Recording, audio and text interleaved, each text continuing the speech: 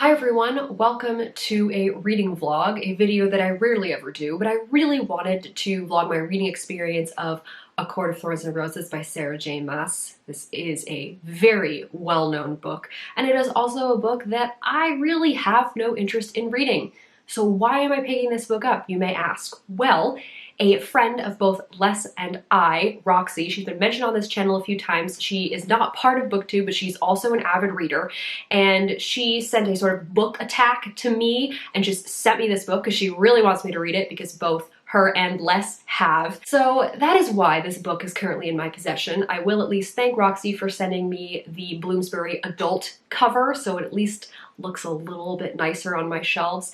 But yeah, that's why I have this book, and that's why I'm actually bothering to read it, because I'm sort of doing the same style of the last reading vlog that I did back in 2020, in which I read two short books that have been picked out for me at a library book sale, and that were ones that I probably wasn't gonna like. And so it kind of just made for an interesting experience, and I feel like this could also be entertaining as well. As far as Sarah J Maas goes, I have read Throne of Glass, just the first one. Les and I did a dual review a few years ago. I was not particularly impressed. It is kind of YA of its time though, so because this is more new adult as far as I understand, hopefully it'll be a little bit better in the writing and the plot of the book. And also, as far as I know, this book is fantasy with romance and potentially sexy times. And although I do dabble in fantasy these days, I am not a romance, sexy times kind of reader, and so I feel like this will not be a great time for me.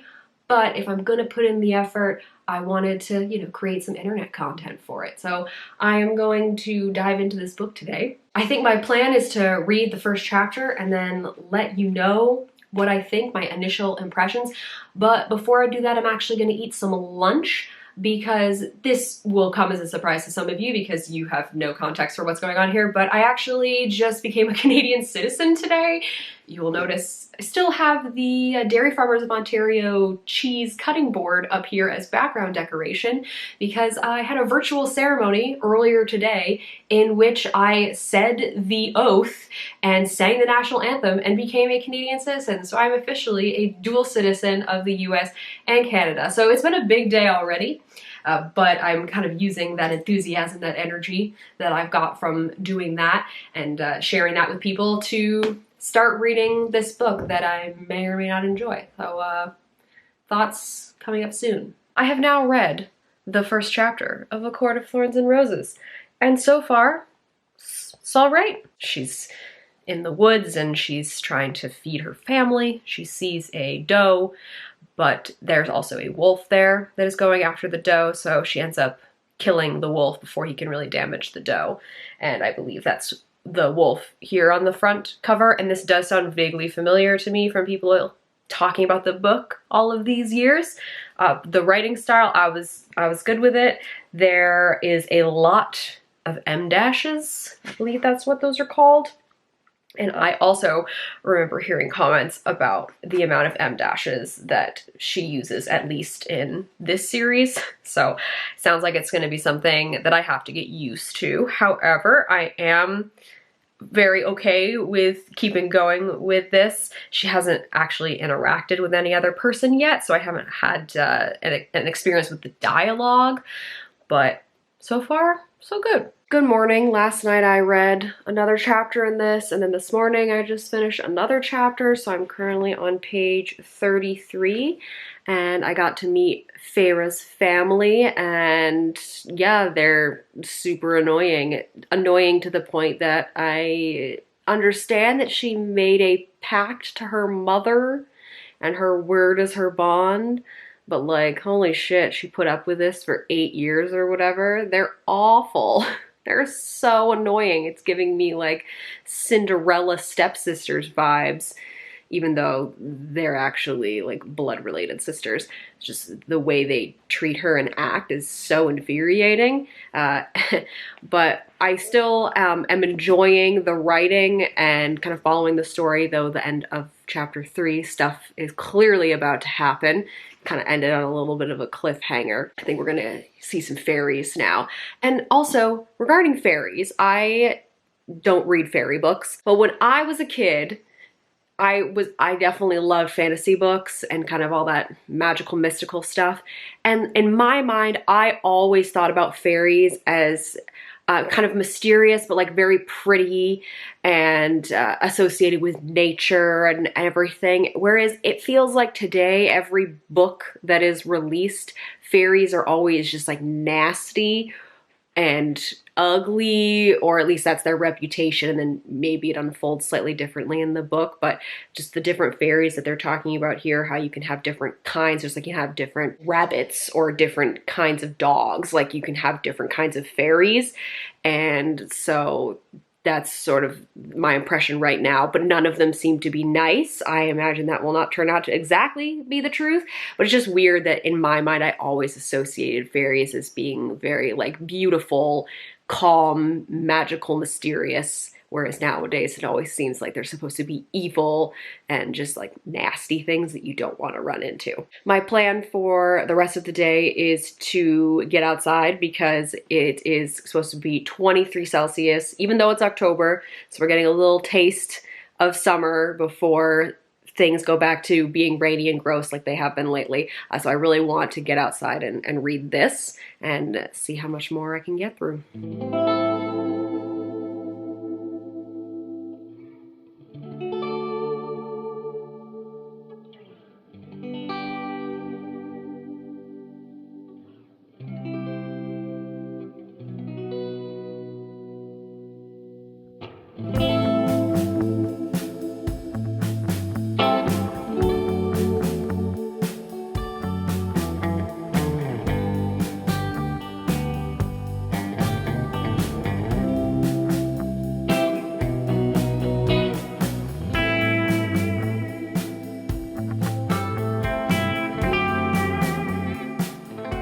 Hello, it's much later now. After you last saw me, I read for a bit and then started getting really sweaty because it was actually quite warm in the sun because there's no clouds and barely a breeze today. So I ended up deciding to do a workout because I was already kind of sweaty, and now I've circled back to reading. So I've been here in the backyard chilling and finishing off a bottle of wine that I had already opened, so apologies if the lips and teeth look a little gross. But I am now on page 75 of the book, and we are officially in Prythian. I believe that's how you're supposed to pronounce it. I was asking Roxy because I was saying it Prythian in my head, but Prythian makes more sense just for the flow of the word. So she's officially in Tamlin's Manor. And I was wondering about the whole mask thing, and then I read like 6 more pages and that question was answered for me. So, a little dorky with the masquerade thing. Whatever. But I'm obsessed with the idea that she just gets to live out the rest of her days in this manor house and do whatever she wants. I'm off from work this week. I was originally supposed to go visit my parents in Vermont, but then my citizenship ceremony got scheduled during that week and you have to be in Canada for it. So I was like, well, okay.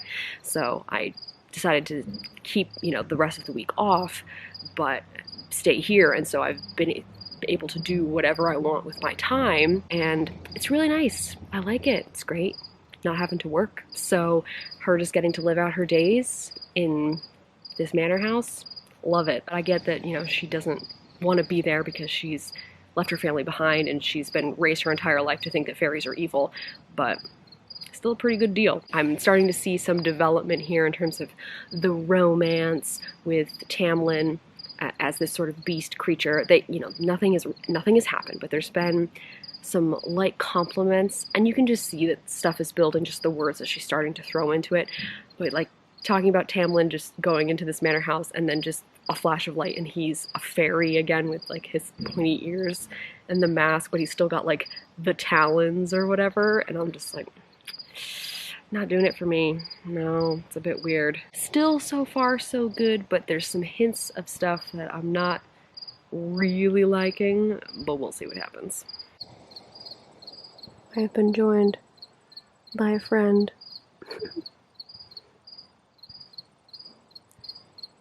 He's getting some remaining tomatoes from our garden, which we've basically given up on because it's frosted a few nights. But if he can utilize the tomatoes, I'm very happy for him.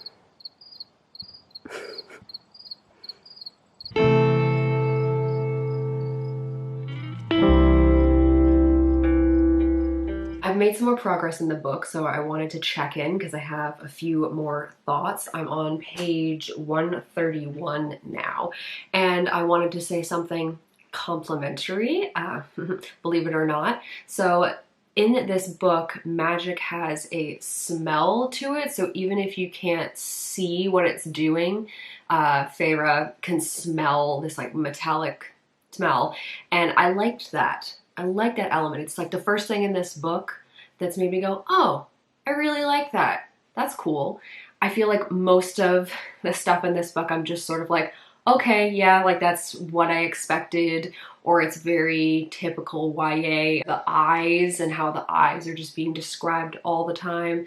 That is a very YA thing, and it is very prevalent in this book. There is also more and more mentioning of Tamlin and his muscles and his, you know, sun-kissed skin and just sort of the attractiveness of him, as well as Lucien, who's his friend that lives there, his emissary, because Feyre interacts with both of them. She also talks a lot about Lucien's eyes and their hair, especially Lucien's because he's got red hair. It's just, those are all just things that are so prevalent in YA, and even though this is more new adult, it's those tropes, or not even tropes, just those ways of writing characters, it becomes very annoying after a while, and now that I am 131 pages into the book, it's more and more noticeable. So I'm hoping that there'll be a couple more moments in this book like the magic having a smell thing, where I just go, oh, that's really actually cool. I like that. I also realized that this is some sort of twist on Beauty and the Beast, which I can't keep track of the number of retellings that exist out there, especially in sort of YA, new adult fantasy. There are plenty of books out there that are retellings of something, Beauty and the Beast being one of the more popular ones. And so after she finds out that Tamlin has a study in his house, and she goes there and it's just lined with books and it's more like a library, I'm like, oh yeah, this is a Beauty and the Beast retelling or a twist on that, isn't it? Because there was just enough things lined up that really sealed the deal for me. So maybe that was super obvious and memorable for a lot of people, but for me, because I hadn't really been paying much attention to this book, I didn't remember that it was a retelling, and personally I'm not a fan of retellings, but this is at least enough of a difference that it's not super obvious, but I was able to draw the connections myself. There's also not a ton of stuff that's really happened since she got to the manor. It's just little things that kind of happen very self-contained in that moment. I'm looking for something that's moving the major plot line along. We've got a little bit more information of kind of Prythian and how that world functions and exists, but I'm hoping that we'll kind of get that push to move a little bit farther. So hopefully next time I check in with you, I'll have got some more information, some more movement in the plot.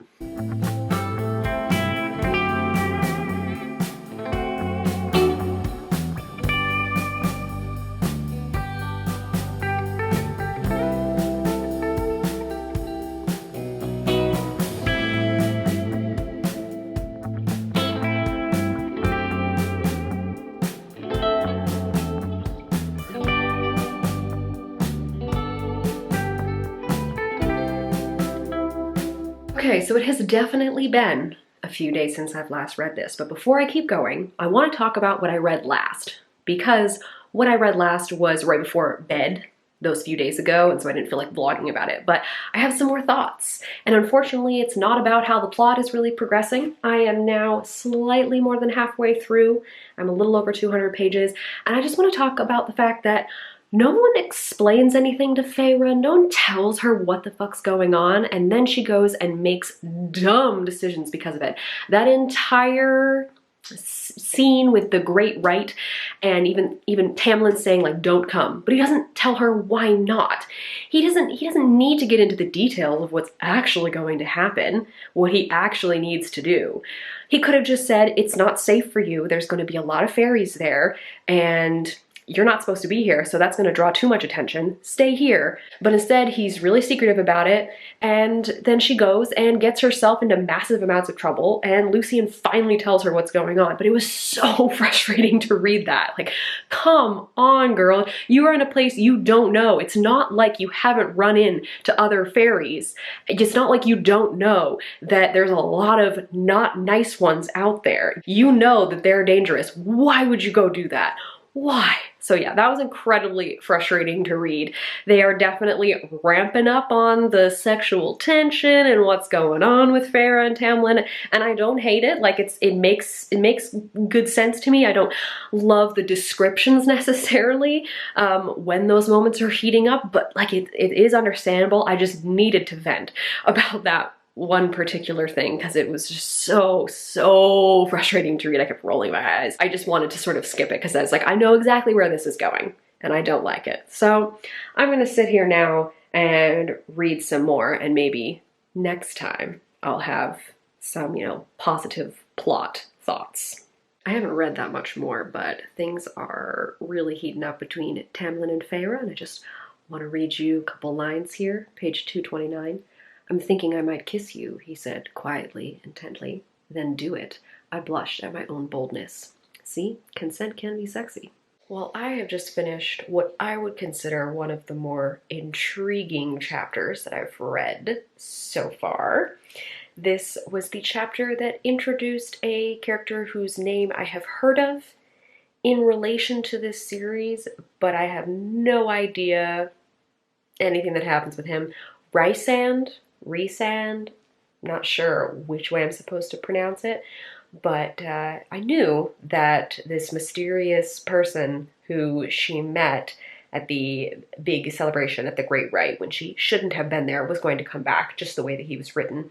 Turns out it's this guy. It's the High Lord of the Night Court, it seems.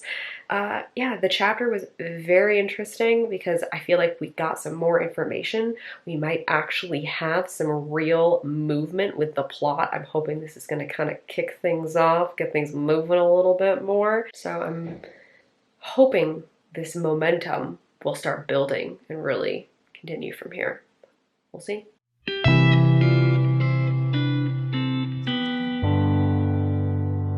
You know what's great? Plot progression. It's so nice that things are finally happening, and happening at a good clip too. I'm on page 280 now, and since I last checked in, Feyre and Tamlin have officially had sex. So I had my first sexy times reading experience of this book, and it wasn't too bad. I think it helped that I knew it was coming. It wasn't like it just came out of nowhere like it sometimes does with other books. The only thing that I couldn't really handle was sort of the beastiness of it. The fact that he took his claws and like ripped off her underwear, that was a little too much. I feel stupid saying it out loud. But everything else, I was okay with it. And then after that happened, Feyre goes back home because he wants to protect her, and we find out what's been happening with her family. We find out that Nesta has a bit more of a personality than what we were originally given, and that she caught on to stuff long beforehand, and so that's interesting too. And then we now have Feyre making some big decisions about what she wants to do, going back into Prythian, and finally getting to find out what the heck is going on, because no one really has been telling her the history of what happened with this Amarantha person, and we're finally actually getting that history now. So I'm happy to report that things are really moving, and this better continue because we still have like 100 pages to go, at least 100 pages to go. So I need things to keep happening, kind of keep pushing, but I wanted to let you know that I am almost excited. Maybe excited's a bit of a strong word, but I'm looking forward to figuring out how she's gonna solve this problem. I finished it.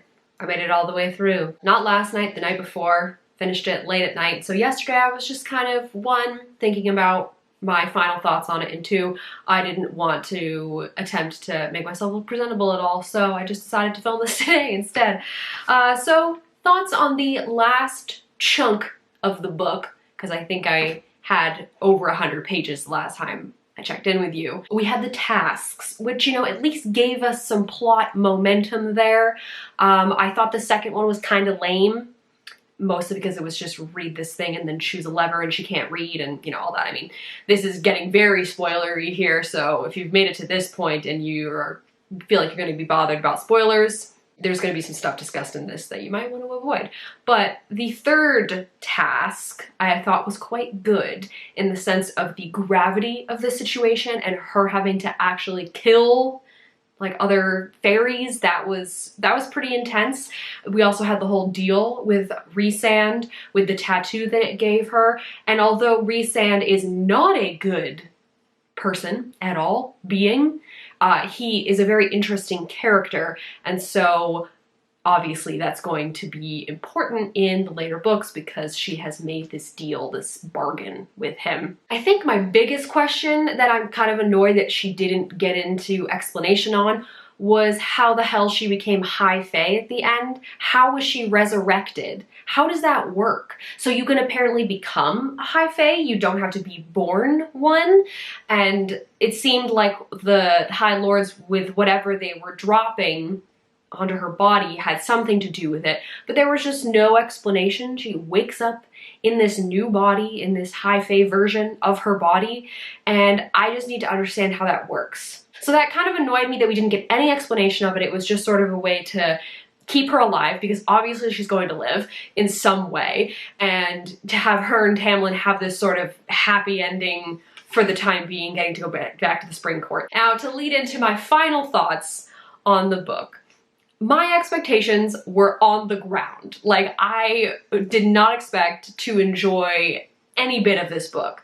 So to come out the other side and to not have had a horrible time with it is great. It's pretty good, considering I was not looking forward or interested at all in reading this. This book still does have some YA writing elements that really annoyed me. The descriptions of eyes were unrelenting. It seemed like every chapter, at least once, if not multiple times, eyes were described. And we don't meet that many different characters, so you're hearing the descriptions of the same character's eyes over and over again.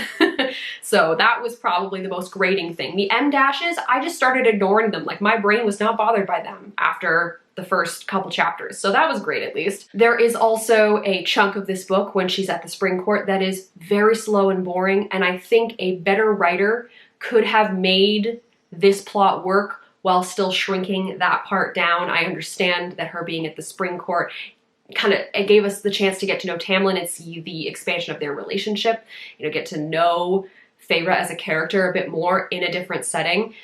But I still think it dragged on. Speaking of romantic interest, because this book is like a fantasy romance, we just need to address the romantic interests. So Tamlin is bland. He is so bland. He's supposed to be the beast, I guess, in this situation. It's the, you know, the Beauty and the Beast retelling. But he as a character is so boring. Lucien and Rhysand are much more interesting to me. However, Rhysand should absolutely not be a romantic interest based on how he behaved in this book. It was bad. And the part where she is under the mountain and she is sort of acting like this slave to him and being made to get drunk every night and made a fool of, like, that was really uncomfortable to read. And I understand that that side of him is a really bad side, but he does have interesting aspects of him as a character. I can't deal with the fact that they might become romantically, you know, entwined after what he did to her. I mean, Lucien is probably my favorite of the three because he also does some dumb things, but he also seems like the best one of the bunch in terms of that mix of not being bland, but not being absolutely horrible. So I don't know where it goes. Many of you probably do because you read the series some more, but as someone who has just read the first book, those are my thoughts on the different love interests. She also desperately needs a female woman fairy friend. Everybody's a dude in here. Alice is the only one, and we don't really see her that much. My expectations were so low, and I clearly had a lot of issues with this book, but it wasn't as bad as I thought it was going to be. There were parts of this that I enjoyed, like the tasks to some degree, because we got the plot moving. I liked finally figuring out what the hell was going on in Prithian. I liked kind of getting more from Nesta and more from Feyre and just really understanding her thinking, even though it was a bit repetitive at times. I at least understood where she was coming from. There is a lot of potential here, but I just feel like this first book, I think there could have been a lot of improvements on here. So I'd probably give this a 2 out of 5, maybe a 2.5. 3 seems too generous. So a 2 or a 2.5 on this book for me. Could have been much worse. I'm sure there are many of you out there watching this who have read this book, so let me know what you thought of it as you went through it. Did you love it, or were you a little bit more like me? Let me know. As always, all of our links are in the down bar. You can go check those out if you feel so inclined. Thank you all very much for watching, and I'll see you later.